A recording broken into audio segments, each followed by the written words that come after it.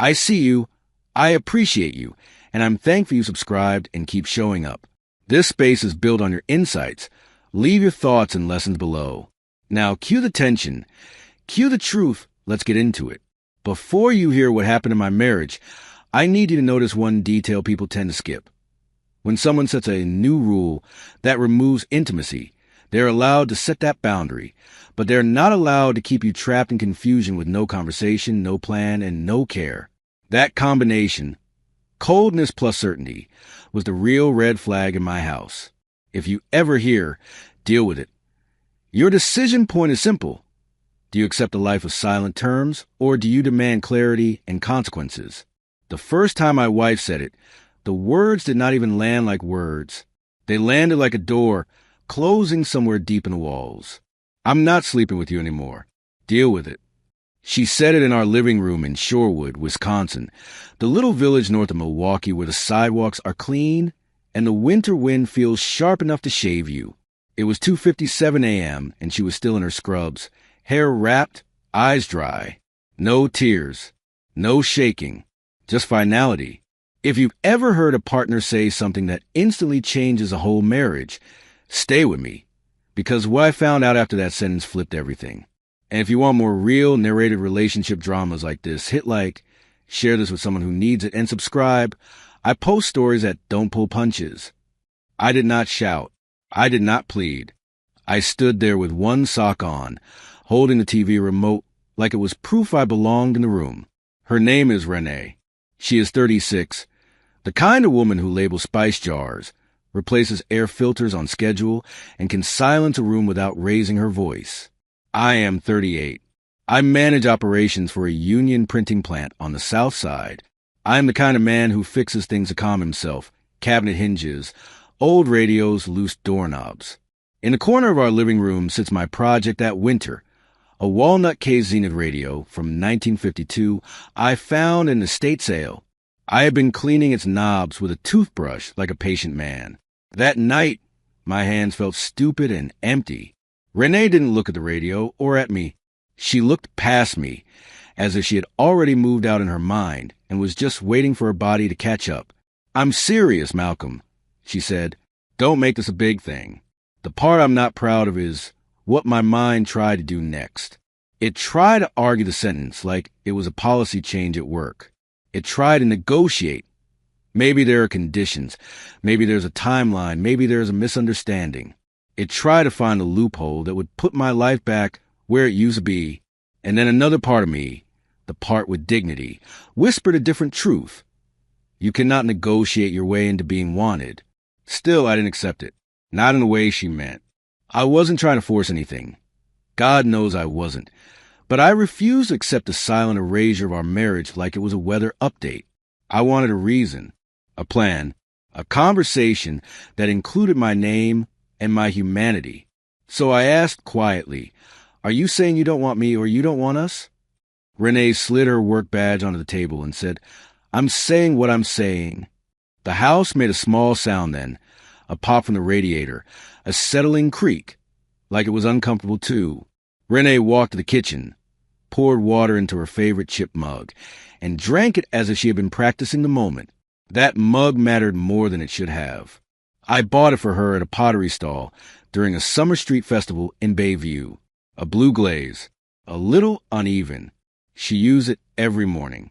Seeing it in her hand made the whole thing feel personal and cruel. We had been married 11 years.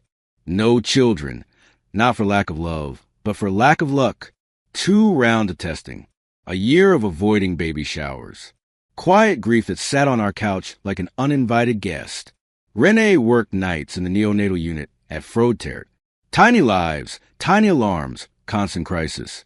I told myself that job hardened her, that I had to be patient, that intimacy could pause while we rebuilt. I did not realize at first that she had replaced intimacy with distance. In the weeks before that night, Renee had started living like she was allergic to me. She showered the second she got home, no matter how tired she was. She kept her phone face down and carried it from room to room like a fragile organ. She stopped asking me to taste her food while she cooked. We used to do that. She'd hold out a spoon and say, "Tell me the truth." Now she cooked without turning around, like she was feeding a stranger.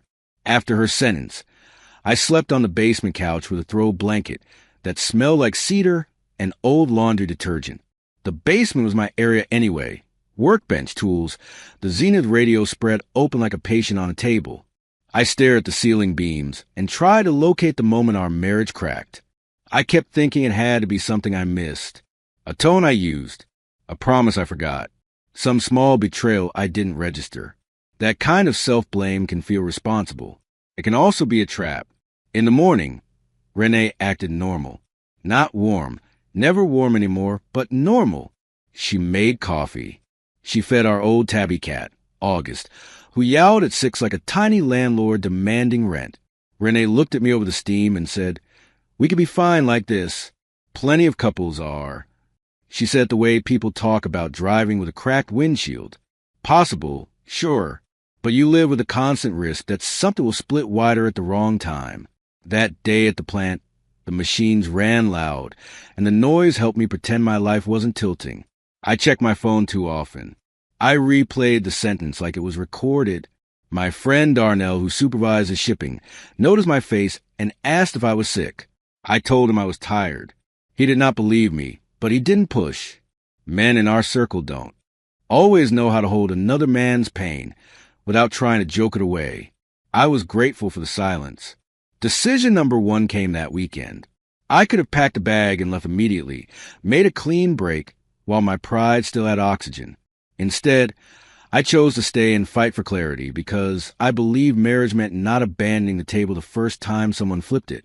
I asked Renee to sit with me at the dining room table. I even lit the small candle she liked, a lavender one, as if the scent could soften what we were about to say. She sat, arms crossed, eyes ready to end it. "If you're done," I said, "then say you're done. If you're hurt, tell me where it started." Renee's jaw worked like she was chewing on words that tasted bad. "I'm exhausted," she said, "all the time. I don't want to be touched. I don't want to talk about it every day." I tried to keep my voice steady. "I'm not asking every day. I'm asking now." She stared at the candle flame and said, "You make everything a project." That stung because it was almost true. When the fertility stuff got heavy, I made spreadsheets. When Renee cried in the shower, I researched therapists. When she pulled away, I cooked more, cleaned more, and tried to become impossible to complain about. I thought if I could be perfect enough, she would return. That's not love. That's labor. Renee stood up and said, "I'm going to sleep." She left me with the candle burning and the realization that I could be right and still be alone. The following month was February, and Wisconsin February is a personality. Snowbanks like walls. Dirty slush at intersections. A sky that looks like wet concrete. We move around each other with careful politeness, like roommates who share dishes but not feelings. The only place we spoke longer than a minute was at the grocery store, because you have to decide whether to buy cilantro like adults. At home, Renee watched crime shows with earbuds. I rebuilt the Zenith radio and pretended the static was not my life. There were nights I wanted to touch her shoulder, not for sex, not even for comfort, just to confirm we still belonged to each other in some basic human way. I did not. I remembered her deal with it, and I felt my hand hesitate midair like it had been trained. I'm telling you that because a marriage can teach you to shrink without ever saying, "I am shrinking."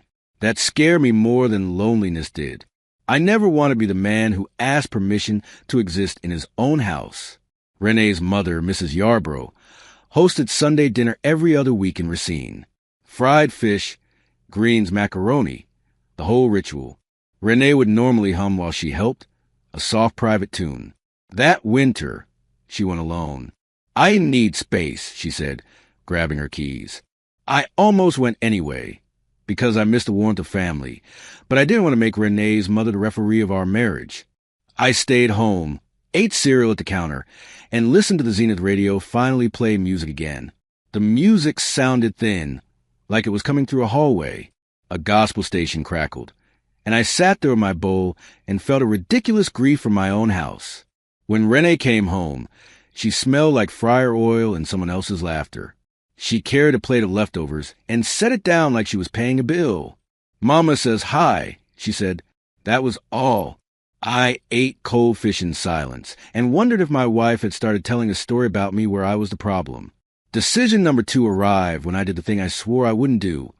I looked for proof, not because I wanted to punish her, but because my brain couldn't stand the mystery anymore. I wasn't proud of it. One Thursday, Renee left her laptop open on the kitchen table when she went to shower. My heart beat like I was 13 again, doing something I knew would disappoint my future self. I sat down and looked.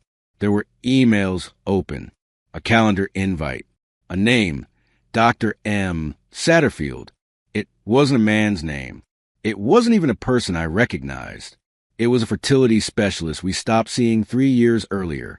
The subject line read, "Follow-up consult, Solo." My stomach went cold. Solo. Renee was meeting the doctor alone. For what? Closure? Another round she hadn't told me about? The betrayal wasn't romantic, but it was intimate in a different way. I felt locked out of our shared grief, and that lock hurt worse than jealousy would have.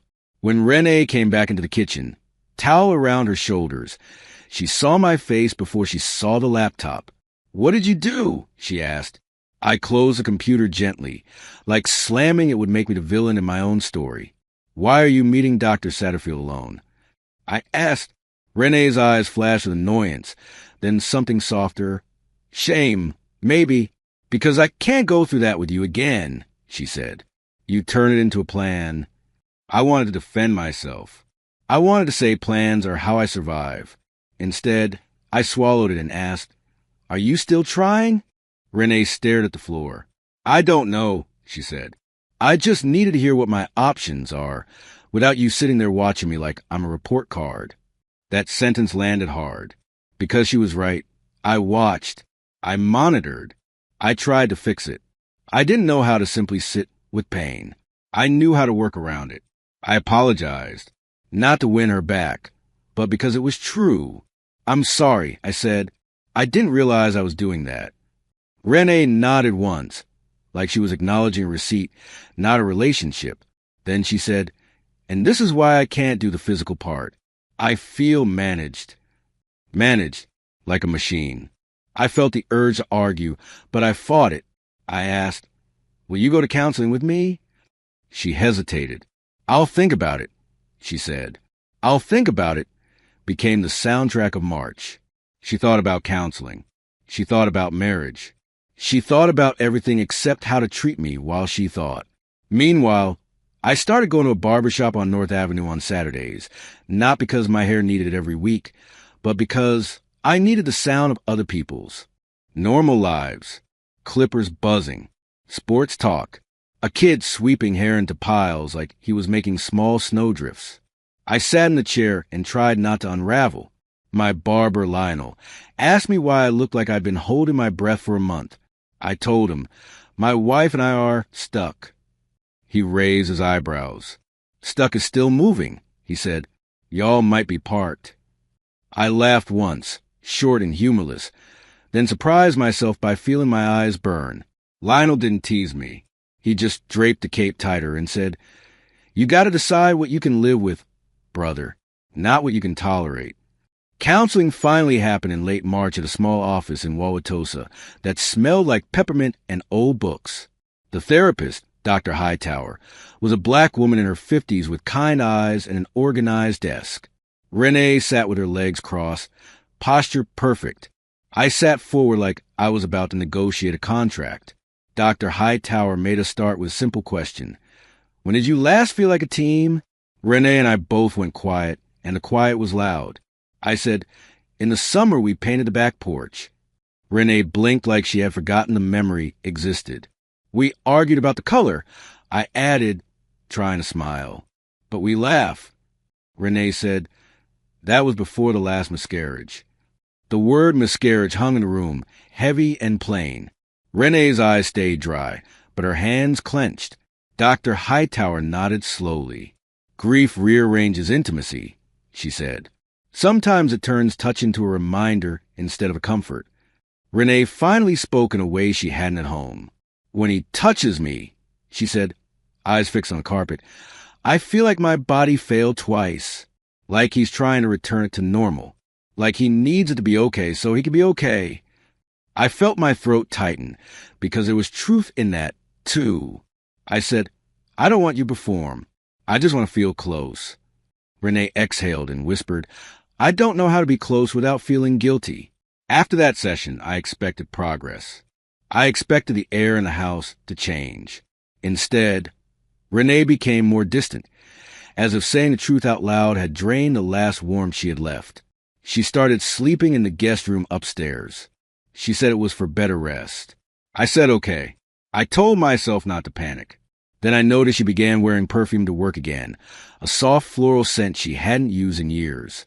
That detail shouldn't have mattered. It did. In April, the ice finally melted, and Lake Michigan looked like hammered steel under the pale sun.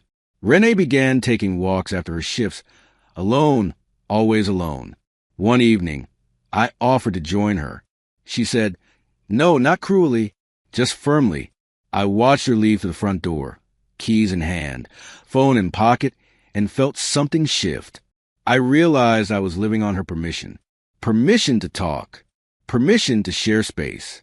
Permission to hope. That is not a marriage. That is a waiting room. One night, she came home later than usual, and her scrub smelled faintly of restaurant food, garlic, and fried onions. She headed straight for the shower.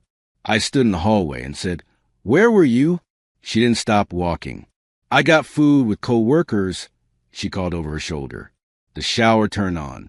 The water hid everything else. I stood there like an idiot and finally understood she could be telling the truth and still be leaving me behind. In May, Renee asked me to come with her to her mother's house for Sunday dinner. I should have felt hopeful. Instead, I felt suspicious, which made me hate myself. At dinner, Renee laughed at her uncle's jokes and helped in the kitchen like the old Renee. Her mother squeezed my hand and said, it's good to see you, Malcolm. I smiled and nodded, pretending I wasn't starving for that simple kindness. On the drive home, Renee stared out the window and went quiet again. Back in our driveway, she said, I don't want Mama worrying. That's what the dinner was, a performance to protect her image. I asked, do you want this marriage? Renee's hands tightened on the steering wheel. I want peace, she said. I felt something break, not violently, but cleanly like a thread snapping. Peace for you, I said softly. Or peace for us? Renee got out of the car without answering. The house swallowed us in separate rooms. The next counseling session, Dr. Hightower asked Renee directly, are you ending the marriage? Renee's eyes flicked to me, then away. I'm not ready to decide, she said. Dr. Hightower leaned forward. Indecision is still a decision when you have a partner living inside it. Renee's mouth tightened. I told him I wasn't sleeping with him, she said. I didn't say I was leaving. Dr. Hightower nodded. And what does he get while you wait? That question cracked open my anger in a way I could finally use. I wasn't angry at her. I was angry at the casual way she expected me to absorb the loneliness like it was my job. I get to be your roommate, I said. My voice shook, which embarrassed me. I get to keep the bills smooth and the house clean and the cat fed while you decide if I'm worth loving. Renee's eyes flashed. You're making it sound like I'm evil, she said. No, I said, I'm making it sound true. Renee finally admitted something that made the room colder. I don't feel safe being wanted, she said. Not after everything. She meant the miscarriages, the tests, the feeling of a body that did not cooperate. She did not mean I had harmed her, but the effect was similar. She associated my desire with pressure. Dr. Hightower asked, have you been honest about what you do want? Renee swallowed. I want to be alone, she said. For a while. I heard that sentence as clearly as I had heard, deal with it. Alone. For a while. That's the phrase people use when they want out without looking like they are being pushed. In the car afterward, Renee stared forward and said, don't take it personally. I laughed once, sharp.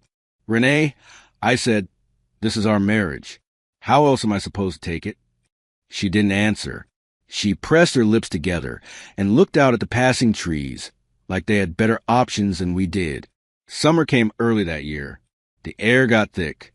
The sidewalk smelled like cut grass and car exhaust. I stopped fixing the radio. I stopped doing extra chores to earn invisible points. One evening, I sat on the back steps and watched August the cat stalk a moth with pointless seriousness. I realized I had been trying to prove I deserved love. Love is not a prize for good behavior. Love is a choice someone makes with you, not a reward you beg for. That realization hurt, but it also steadied me.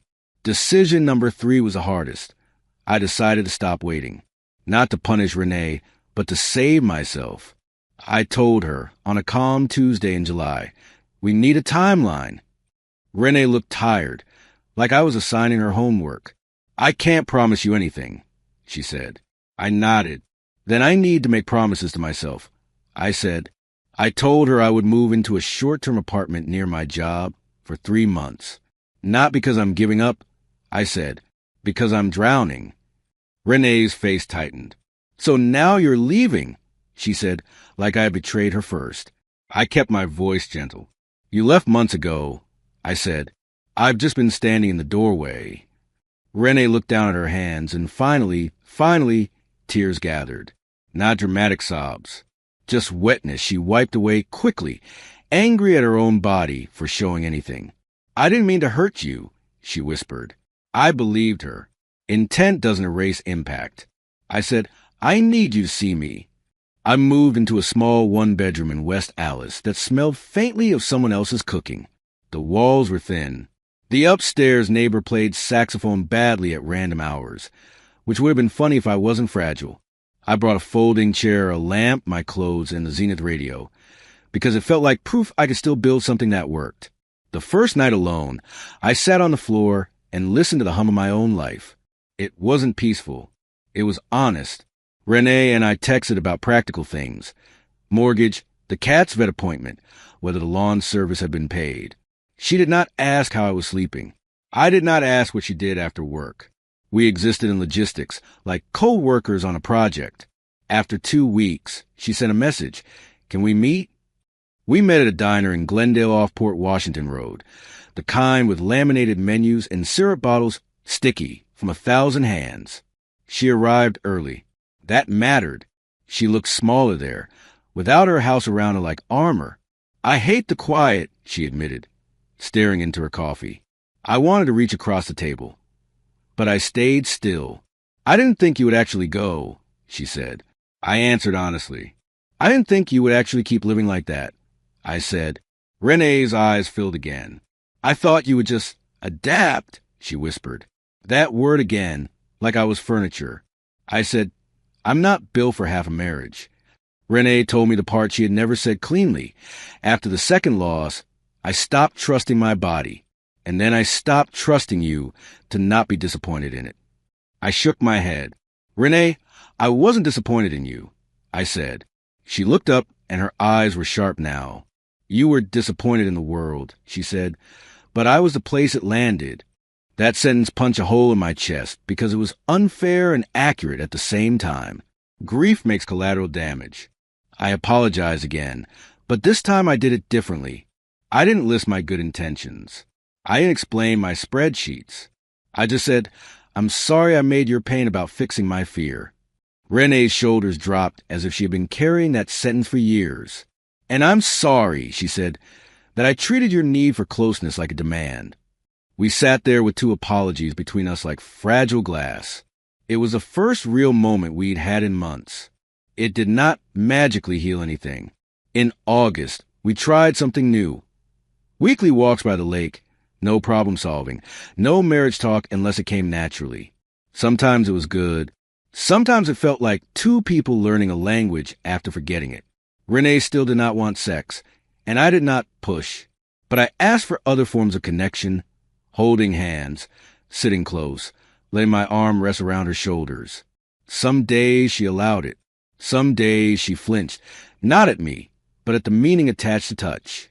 I learned patience with boundaries that had context. The truth, though, was that her original sentence had consequences that did not disappear just because we were trying. I had learned what it felt like to be dismissed. Renee had learned what it felt like when I stopped absorbing the dismissal. That knowledge changed us. In September, she admitted she had also been talking to a coworker after shifts. Nothing romantic, she insisted, but someone she had vent to without feeling watched. I believed her. It still hurts. Emotional closeness has gravity. If you build it elsewhere, it changes the orbit at home. By October, after more sessions with Dr. Hightower, Renee finally said the sentence she should have said first. I don't know if I could be a wife the way you need. I felt grief and relief at the same time, which is a confusing combination until you've lived it. I told her my truth. I can respect your boundaries, but I can't live indefinitely without intimacy and without being treated like a problem you manage. We stared at each other on a park bench in Whitefish Bay while leaves scraped the pavement. We separated legally that winter, slow and quiet, not as punishment but as acceptance. We split the house with fairness. Renee kept August because the cat loved her more, and that was the only contest I didn't want to win. I moved into a duplex in River West and finally finished the Zenith Radio. The first station it caught cleanly was jazz, smooth and steady, like someone breathing without fear. Some nights I missed Renee so sharply it surprised me. Other nights I felt calm. Both were true. Both were allowed. If this story hit you, tell me in the comments. Was Malcolm right to move out and demand a timeline, or should he have stayed longer? And if you want more first-person relationship dramas with real consequences, please share, and subscribe. It helps these stories reach the people who need them. When I think about that 2:57 a.m. sentence, I don't hear it as a villain line anymore. I hear it as a warning. A boundary without compassion becomes a weapon, and peace that only one person gets is just avoidance with better branding. What changed my life wasn't proving Renee wrong. It was choosing that 3-month apartment in West Allis, choosing to stop shrinking and insisting on a timeline. If you're living on someone else's maybe, your self-respect will eventually demand an answer. The end.